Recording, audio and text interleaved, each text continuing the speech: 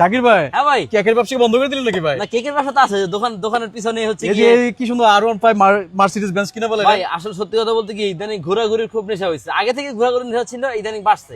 তো যার কারণ হচ্ছে গিয়ে নিয়ে নিলাম ভাই। কেমন হয়েছে বলেন তো? হ্যাঁ, অনেক ভালো হয়েছে ভাই। ভালো হয়েছে না ভাই? আচ্ছা, আপনি কি চালাতে পারেন?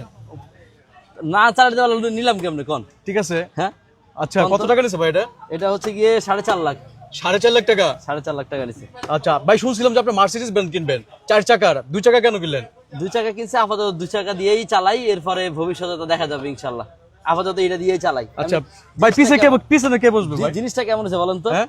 জিনিসটা কেমন হয়েছে? জিনিসটা ভাই চমৎকার ভাই। চমৎকার হয়েছে না? হ্যাঁ, আপনার সাথে তো ভাই এমনি তো আপনি কেক দিয়ে মনে করেন যে আপনি ভাইরাল হয়ে গেছেন। এখন তো এই যে এই যে। এই R1 A5 M বাইক যে বাইকটা, এটা তো এখন সেল বেশি হয়ে যাবে আরো।